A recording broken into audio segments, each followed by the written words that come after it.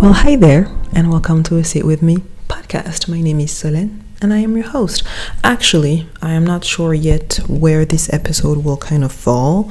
It is a special, it's like kind of an extra episode because it's not really, I'm going to talk about something a little different, namely the African Book Festival.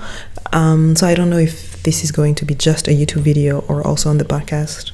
We'll see.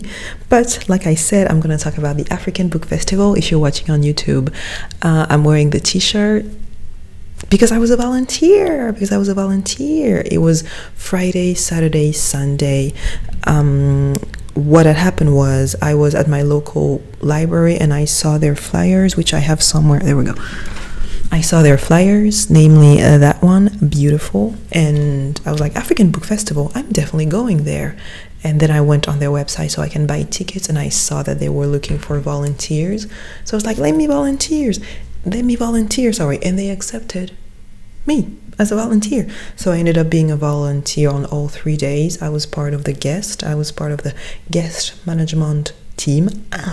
And so I had the pleasure, the privilege, and the immense honor to meet the authors of the books that I'm going to talk about today, because I told you you're not supposed to leave me alone with books.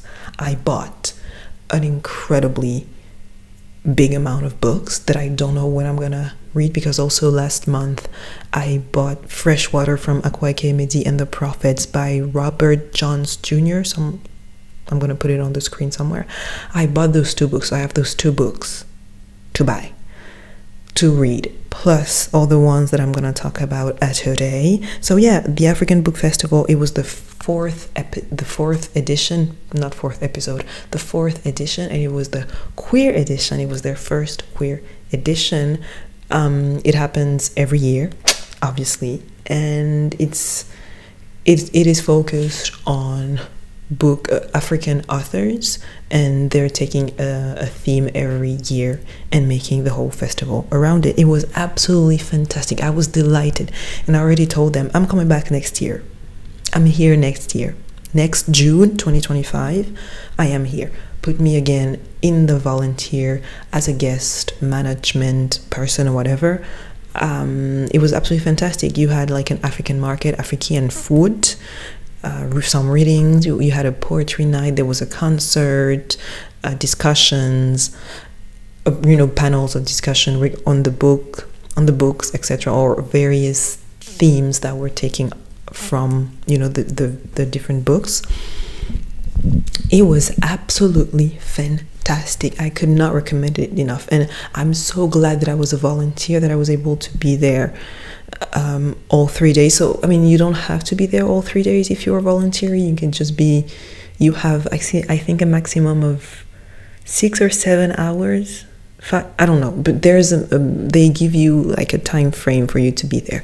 But I ended up staying the entire time because it's so great. The vibe was so great. The authors, the discussions, the people, my team members, the other volunteers. It's just so great that I just ended up staying way past my shift. So yeah, as a volunteer, there's different teams that you can volunteer in, and they assign you to a team, and that's what it is. And yeah, I was with the guests, so I talked to a lot of artists. I was in charge of picking the guest from one place and bringing them to the venue, and making sure that everything is all right with them, that they don't need anything, etc., etc.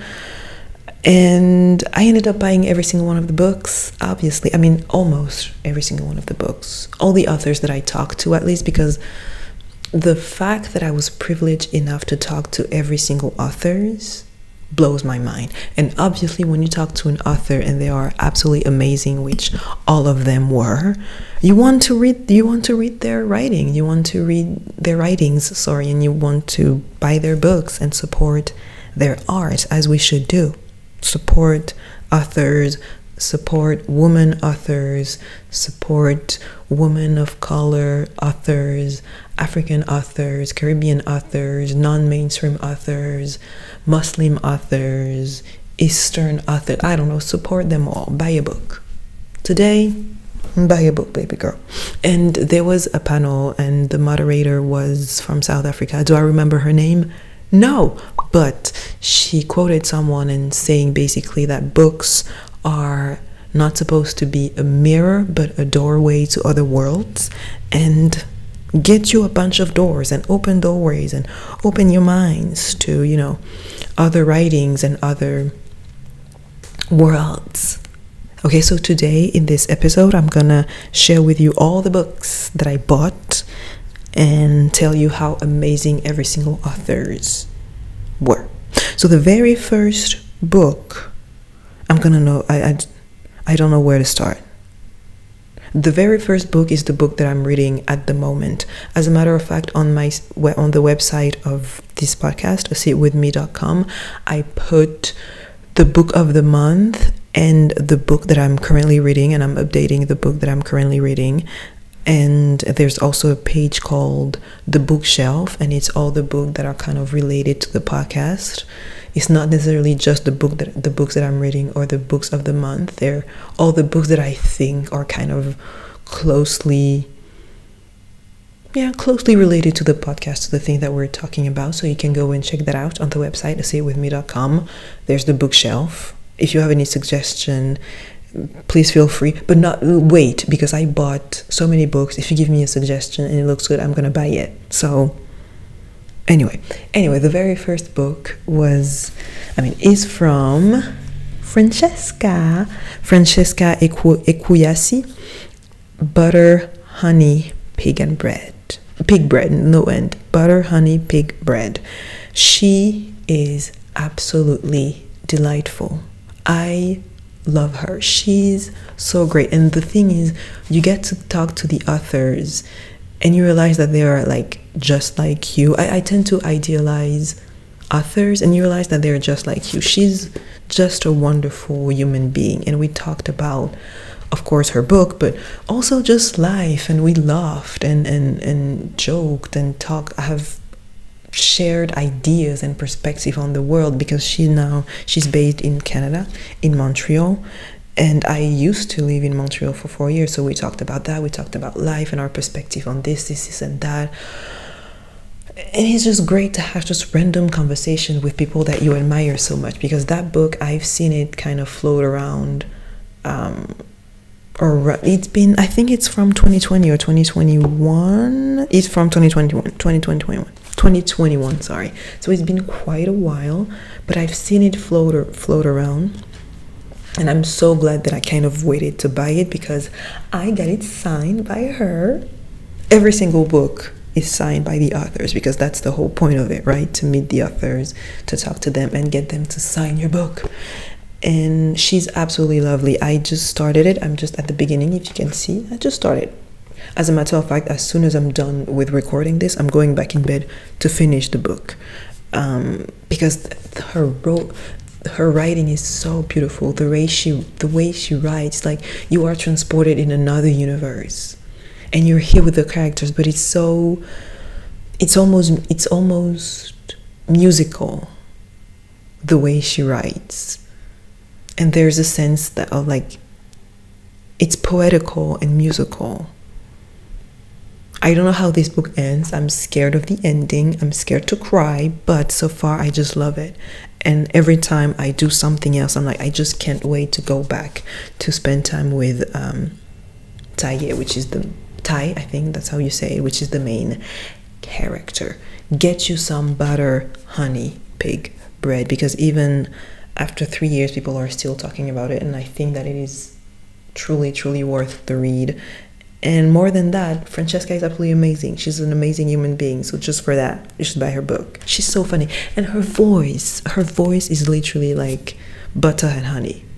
She's just like full of life. She's beautiful. She has a beautiful aura. And yeah, I had a great time with her. I spent most of my time just hanging out with her, actually. So yeah, that was the first book. Absolutely amazing. Absolutely amazing. The second book, These Letters End in Tears by Miss Moussi Teji Xavier from Cameroon. And that's also something that was amazing, you had people from Nigeria, like Francesca, Musi, who's from Cameroon. You have some South African authors that I'm going to talk about a little later. You have some Kenyan authors. So it was kind of like all over the continent, which was absolutely fantastic, right? And so yeah, this author, she's from Cameroon, and she's so great. Like, she's just so precious and perfect, and I had such a great conversation with her about when you write in a language that is not your native language, because she's from Cameroon, and that's not her English is not her, like, she knows how to speak English. But did y'all know that in Cameroon there's like 264 or 34 languages? 264, I think, languages in Cameroon. What? Anyway, so English is not her first language. So we talked about, you know, how you have to translate everything, and how I love, there's a moment where she said, every time you speak another language, you are another version of yourself. You become a little bit someone else when you talk another language that is not your native language. And I so much agree with that. She is perfect, and that book actually flew off the shelf the very first day that the festival was open. So much so that when she did her book special, I think it was on Sunday, her book was already sold out. So I'm so glad I got one of the two copies left. And actually, it's another team member with whom I hanged out a lot. I mean, I was working with her. We had the same assignments. And she was like, she met her before me, and she was like, oh no, like, she's underrated. Like, her book, it's absolutely fantastic. You need to buy it. And so we actually got the last two copies that were in the bookstore at the festival. So I'm so glad, because I think that this one will be sold out a lot. It was published in March of this year, and what is kind of unfortunate is that, so the author, she lived her whole life in Cameroon. The story takes place in Cameroon, but she had to leave Cameroon before her book was published, because she was scared of repercussion, because it is a queer love story. It's talking about queer love. It's a love story, but also a crime story. I don't want to like spoil, but it's a love story and a crime story, which are two things that I love. And she had to leave Cameroon because she was scared that she would face some kind of violence after the book was published. She did say that the book is published in Nigeria. It is not published in Cameroon yet, but she believes that it will be banned anyway, which the simple fact that we're banning book in 2024 is crazy, but what you want to do. It will be published in Italy. It is published in the UK, and you can, of course, it is published in Germany, and I got a copy signed by her. She has this like childlike innocence, honesty to her. I haven't started the book yet. I just wrote a few pages, and I love it's the kind of author that when she writes, you feel like you are in the room. There's a moment she talks about a market, a Cameroonese market, and it feels like you are in the market with her, and it's not even intentional on her part. That's just how she's just talented like that. That when she writes, it's so vivid that you are there with her characters and there with her. So yeah, that's the other book that I got. These Letters and in Tears. Highly recommend. The author is absolutely fantastic. She's funny, she's perfect, and she couldn't believe, because her book was the first book that was sold out of all the authors, I believe, and she couldn't even believe it. It was crazy to her, because I think it's her debut novel. Sorry, she couldn't even believe that her book was sold out. And yeah, just absolutely amazing. Loved her. And can't wait to see her evolving in her craft, and can't wait to follow her career. Keep an eye on her. She's absolutely fantastic. Love you so much. Next, this little guy from Kevin Mwachiro, which is Invisible Stories from, I think it's Invisible Stories from Kenya's Queer Community. How often do you hear that? How often do you hear about queer stories from Kenya? I know I don't.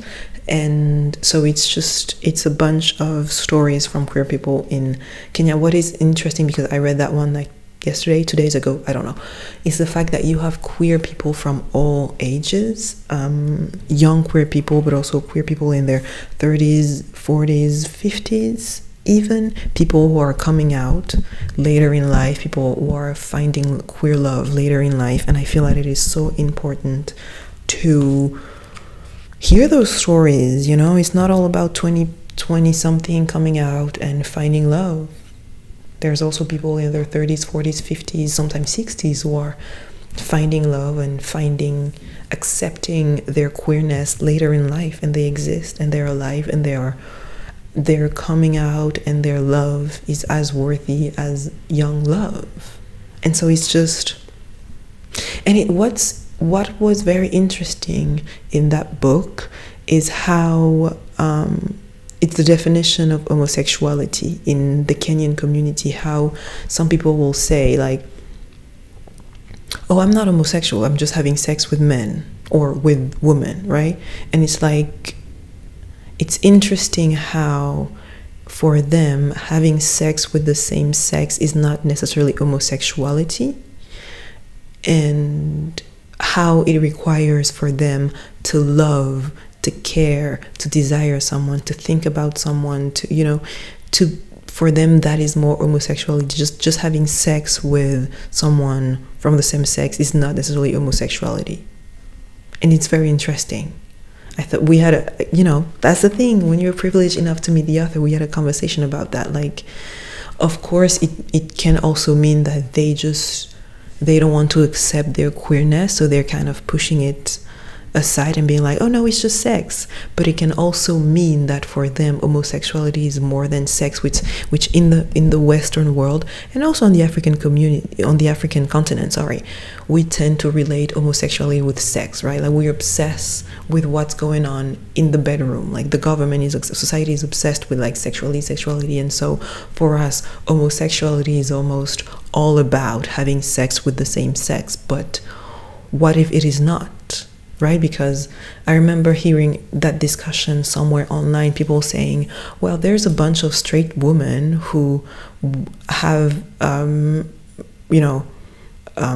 relationship, they have experiences with with lesbian women, and yet they are not lesbians. So if a man has experiences with another man, does that make him homosexual? You know, it was that whole conversation which I found really interesting, and which I had with the author of the book, Kevin. He's amazing. I had the best conversations. I had the best, like, deep philosophical, historical, discussions with him, conversations with him. And I really, it's someone that I really want to follow, and I really want to read his writing, and I wish I could meet him again once somewhere on the world. It's someone with whom, like, I really loved having conversations, and I'm about to buy every single one of his books. But yeah, their relationship to the word homosexual, and at what point do they realize that they are queer. It's also a book about love, It's also just a book about people falling in love, and I'm a sucker for love story. So there's that. Next, And Then He Sang a Lullaby by Annie Kayode. Let me tell you, so that book, he was on the first panel the first day, so Friday.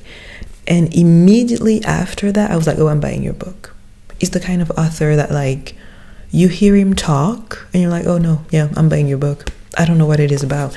I know it's a love story between two young queer men. It's setting place in Nigeria, I assume, because he's Nigerian, I assume. I don't really know what it is about, but I bought it. The cover is cute. He is a beautiful human being. He has such a beautiful light. It's those people that are literally walking lights with a beautiful aura, and he has a beautiful smile, and even though he went through hell to get to that freaking festival, he was open and nice and smiling and friendly and honest, and yeah. And then he sang a lullaby by Annie Kayode. Get it? He writes, again, just like Francesca, it's those kind of people, they have that talent to write. In French we say une plume, which is a feather. It means a feather, and it's to talk about someone's writing style. Get you some Annie Kayode. Next, Big Girl by Mecca Jamila Sullivan. What a beautiful woman. One of the most beautiful women I've ever seen in my entire life. She had charisma. She had elegance. She has poise. She talks perfectly. She's the perfect guest on a panel. She's so eloquent and elegant and talented and honest. And so we're following the story of Malaya. It's in the 90s in Harlem, United States of America. Yes, so she is based in New York, maybe. She's based in the United States of America. Where exactly? I don't know. But we're following the story of Malaya's life, which is a big girl, hence the title. I haven't read it yet, but I love the premise of it because it made me think. When I heard the author, when I heard Mecca Jamila Sullivan speak, it made me think of my own relationship to fat phobia and the existence of fat phobia in the Caribbean, which it's a different sets of rules. We're not fat phobic just like the Europeans are, but there is fat phobia, right? And it made me think of my own relationship to fat phobia, my own relationship to my body, and how in the Caribbean it may be different. So we don't necessarily go for the look heroin chic. If you know what that is, you know what that is. Just like the European people or the Western people, you know, kind of idealize that ultra skinny. That's not our beauty standard, but still we are very much fat phobic. And if you are under the standard beauty there or over the standard beauty there, you will receive some comments, and it just shows up differently. So it made me think about this whole, how does fat phobia shows up in the Caribbean. Think I'm gonna love it because I love the author. Of course, got my book signed because I could. Get you some. Then the only authors that couldn't make it because they had a visa problem, probably, I don't know, I'm not even sure, but it's the only author that couldn't make it to the festival, and it is Ayodele, and it is La Kiriboto. I don't know if I'm saying the name correctly. La Kiriboto from Ayodele. The cover is beautiful. The font is beautiful, and I just read the story. It's what's the name? Moremi. I just read the back cover, and I was like, oh yeah, no, I'm taking you home as well. And it's the only book that I couldn't get signed, but maybe one day I will be able to, and at least I will be able to talk to them. I think they go by they them about their book. The cover is absolutely beautiful. Absolutely beautiful. I was crazy in that bookstore. I was just like, you know what, that looks good, let me pick it up. That looks good, let me pick it up. That looks good, let me pick it up. And also the festival, it's attached to a Buchhandlung, my god, to a library that's called Intercontinental, that is here in Berlin, and they have a beautiful selection of books. Go there if you live in Berlin, or if you're just passing by in Berlin. And last but not least, we have Traveling While Black and Lesbian by Kanisa Mnyaka. Hope I'm saying that right. Who was also at the festival, and it's not really a memoir, but it's talking about her experience as a black and lesbian person. She's from South Africa, traveling the world and everything that she encountered. I haven't read it yet, but my book is signed. And she's also a life coach, so when you would talk to her, you literally also have a life coaching session at the same time. She's funny, she's great. All the authors are freaking fantastic, and again, I cannot stress how privileged and happy I am that I was able to meet all of the authors except Ayodele, which they couldn't make it. But I'm so happy that I got to have that privilege to meet the authors of the book who will make me go through all of these emotions within the next month, and to read all those stories, to hear the backstory behind the book, to hear what they think about, while they were writing that book and why they wrote that book. And it enriches your perspective on the book, on life. Yeah, they were absolutely, every single one of them was absolutely amazing. There was another book that I wanted to buy, which is Black Ass from Igori. I'm going to put it on the screen, but I couldn't get it. And also, that's a lot of books, but he's on my TBR, my to be read. And yeah, I can't wait to dive into all of these books.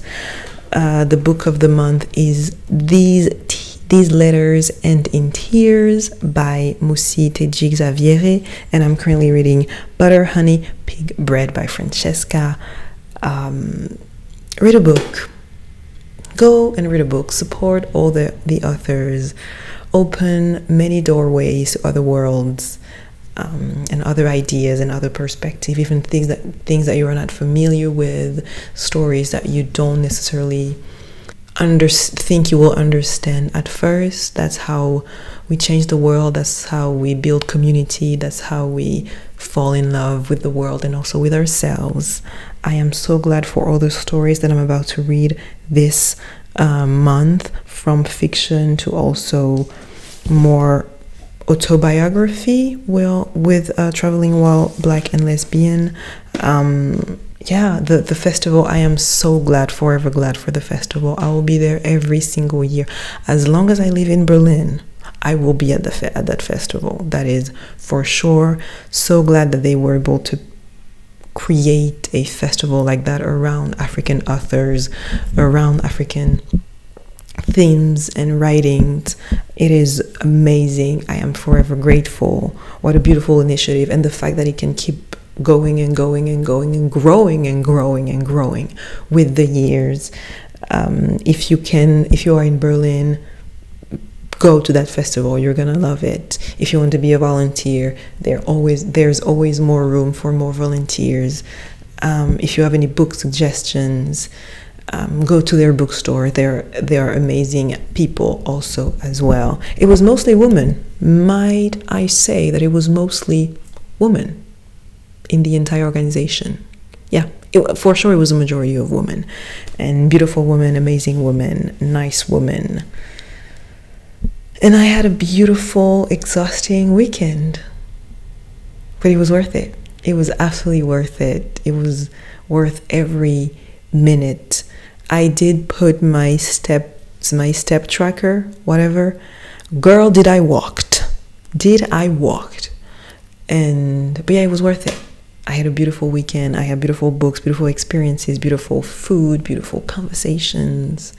And I hope that we'll be able to meet not just the volunteers, but also the authors as well another time, so I can talk to them after having read those books. So these are all the books that I'm recommending to you. If you have read some of them, feel free to reach out. If you are interested in one in particular and you would like to know if it is worth it, I'll let you know as soon as I read it. On the website, asitwithme.com, you will see the bookshelf that I'm going to update as I go along within those books. If you watch that on YouTube, like, subscribe, share, whatever, all the marketing things. If you listen to it anywhere you listen to a podcast, put a 5-star here and there. That can help a lot and greatly. Now I'm going to go back to my bed. No, I'm going to edit this. Let me edit this, and then I'm going to finish my books. Thank you so much, and I see you soon. Take care of yourself. Bisous, bye.